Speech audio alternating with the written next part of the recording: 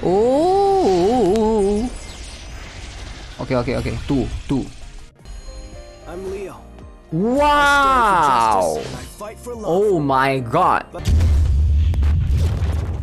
Hey, what is up guys? GuitarRock here. Welcome back to another Outerplane video. Alright, so this is the official early access or early launch of the Outerplane, soft launch so called. If you guys are wondering, this game is right now launched in these three countries. Singapore, Malaysia and Philippines. I was wrong about. I thought it was available in all of C region. But yeah, this is going to be an official launch apparently for these three countries for the time being. But anyone can play it if you are willing to switch your country, use VPN or just download APK. You know, feel free to ask below or just hop onto the Discord if you're not aware of how to do that. But yeah, let's talk about this game. Reroll. Pretty straightforward. Reroll is pretty friendly. I would say it's a very reroll friendly game. So how do you reroll in this game is basically you select guest login. Very simple, very straightforward. Play until 1-4. Once you reach 1-4, you will be able to unlock this thing, which is the recruit function. So there will be two sections, two banners. One is the regular selective recruit. So that one, don't worry about that too much. You want to reroll in the main one. So the selective recruit, based on the choices, apparently Maxwell is the best one. That's what I've been hearing. Now for the other one, the normal recruit, this particular one, you get to choose from plenty of different characters, different heroes. You can see there's a few here that's not available. For example, Stella right here, Must Clear Hard Episode 10 Conclusion, Sigma Must Clear Skyward Tower 100 Floor. But from this normal recruit, you will have enough 3,000 gems if you claim everything from the mailbox plus everything. You'll have enough to do 20 pulls. Alright, so here, who are the best choices, best hero in terms of, you know, who you can get? From what I gather, Veronica is going to be very strong. Apparently she's highly sought after by a lot of players, so she's going to be one of the recommendation. And one more is going to be Valentine. Now Valentine is apparently one of the better characters as well. Hopefully you guys are able to get one of these two. For me, I settled with this character right here, which is Leo. Leo is going to be a tank. Alright, so if you don't have any tank, I'm not sure if K will be like future proof or not, but I feel like Leo is going to be better overall. So far I've been using him. He's relatively tanky. He's also a light type unit, right? So if you guys are not aware, this game is similar to Epic 7. We have light, we have dark, and then we have like fire, wind and water that's like good against each other. So yeah, overall, if you guys are choosing to reroll Valentine, Veronica, go for that in normal recruitment, and selective, go for Maxwell or Eliza. I'm not sure if I want to recommend Eliza. So far, using her for a while, I feel like her damage is a little bit lacking. I don't think she's bad. I just think that her damage overall is like she's much more of a bleed unit. So if you look at her skills, she's very reliant on the bleeding. You can see attacks enemy 50% chance to inflict bleed. So you can see this Bloody Raw skill also has a 80% chance to inflict bleeding.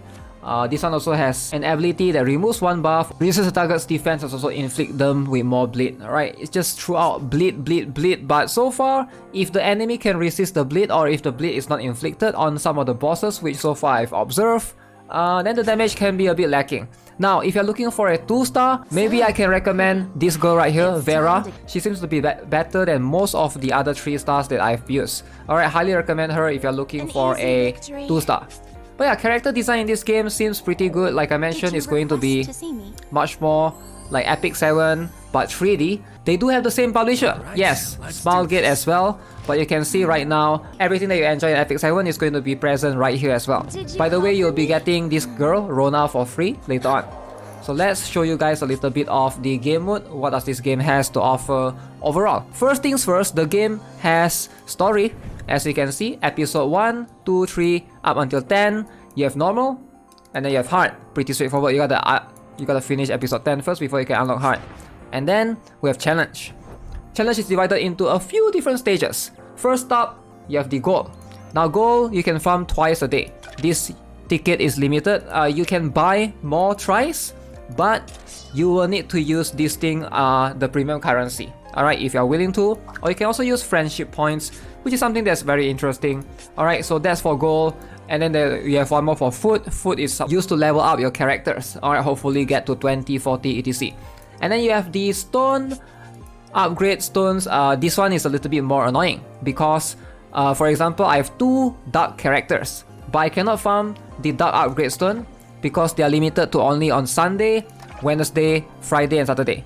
Very annoying. I don't really like it. I don't really like this kind of gate keep in terms of farming for essential materials. I feel like they should just open it every single day. But yeah, I guess they want you to log in every single day to farm for the specific materials. So there's that. And then there's also this particular one for you to farm weapon. So depending on what gears you are trying to farm, let's jump into this.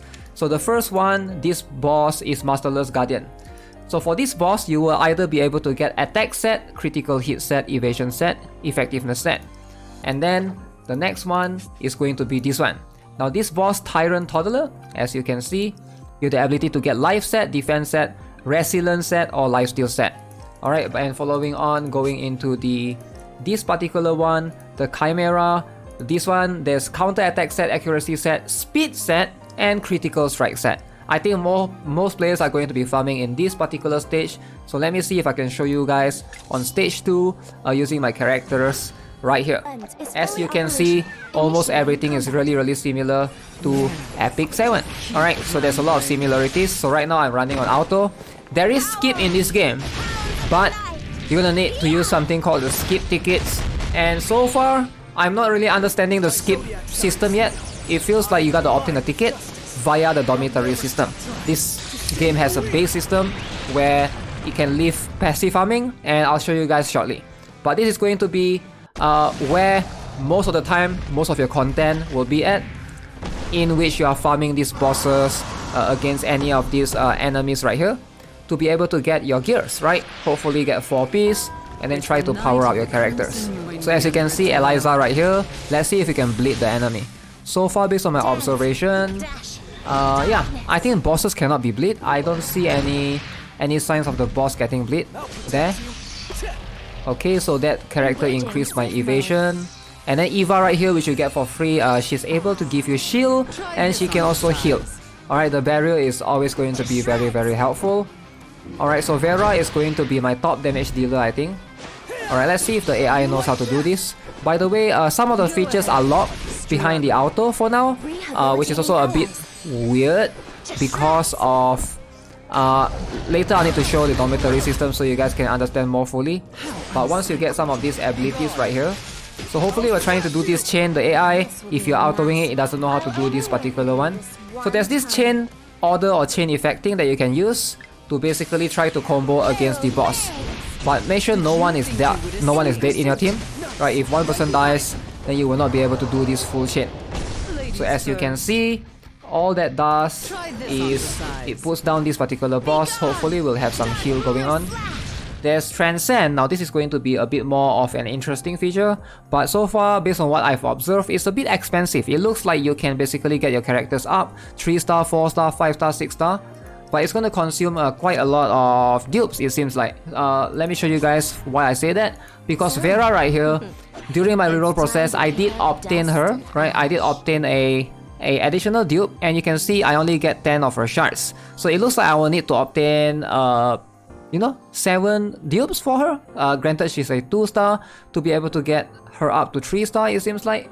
So that's going to be a while before we can achieve that. So this is the base feature. As you can see, this is where you'll be farming most of these materials. Okay, so right now let me briefly explain how this works. Notice there's this thing called, this is the premium currency. You're gonna get 0.84 per hour. This one you get 0.17, and then the box and the ticket. So the skip tickets, I'm not sure how you obtain that for the time being, but here's the thing, right? This thing is going to be super gatey at the beginning because you're gonna need a lot of this thing, right? So this thing is going to be needed for unlock the rest of this. For example, I need 5 of these. Kate's Workshop, I need 5 of these. This one I need 5 of these. And when you enter these particular managed facilities, you can see to unlock this, for example, this one I'll need 2. So yeah, it's going to be a while before you'll be able to unlock more things. You can see some of these. For example, the chain is locked. Now my AI will not use automatic skill chain module in the combat for the time being. But yeah, hopefully once everything is unlocked eventually, the game is going to be, it's going to feel much more smoother. But for now, everything feels a bit blocked. Alright, so with that being said, let's go and do some bonus recruit. Since I've done a bunch during the during the stream, I don't think I want Laplas. Laplas apparently is... I wouldn't say she's bad, but I don't think she's a must-have. And in case you guys are wondering, with the chances or the rates, it's 2%. Alright, collectively you can see 0.8% plus 1.2% for the rest. So rate out character will have that slightly higher chance. As for the PT, you can see right here, mileage recruit, you will need to get 200. So basically you need to do 20 multiple. So let me go here, I'll use 5 of these and let's see if the PT is cumulative between these two. Wish me luck. Alright, so if it's blue like that, you know there's nothing. If it's yellow, you'll be getting something. So this one I think is just mostly going to be 2-star. But let's have a look if I got any new character along the way. So that's a 1-star. Okay, so this is going to be Aurochs, as you can see. Got 5 shards. Alright, we got a 2-star. And that is going to be Edith. Okay, so that's new for me. First time obtaining Edith. Alright. Who will this be? Okay, so we got Vera shards again. As you can see, right here, we're gonna get the wildcard pieces as well. Let's see if there's any more 2-star. Okay, one more. Okay, so this is going to be Party. Okay, so as you can see, those are the characters that I have obtained. And yeah, the game overall just feels really similar to Epic 7. Even the PvP is going to be quite similar, but right now I don't have real players yet. I think I'll have to play a couple of matches before I can find players. Oh, speaking of which, there's also guild in the game. Now you can see there's this guild security area and guild raid as well, which is still locked for the time being. But yeah, you can fight the bosses. Okay, pretty cool. High class mage. Okay, this is not something that you can do alone. Definitely you're just trying to stack the damage. So yep, that's how it is. Alright, so that's Outerplane for you guys. If you guys want to check it out, feel free, right? So not too bad of a title. Definitely something to consider if you're more into PvP and you're not that into Honkai Star Rail, which is very story driven. This might be the game for you. Regardless, I would highly recommend you guys to give it a try. I heard somebody told me that the global or the full official launch is going to be end of May. So if you guys want to wait or you don't want to join this current soft launch yet, feel free to wait. But yeah, I'm out. Take care. If you guys haven't already subscribed, give this video a like and I'll see you guys in the next one. Have a nice day. Goodbye.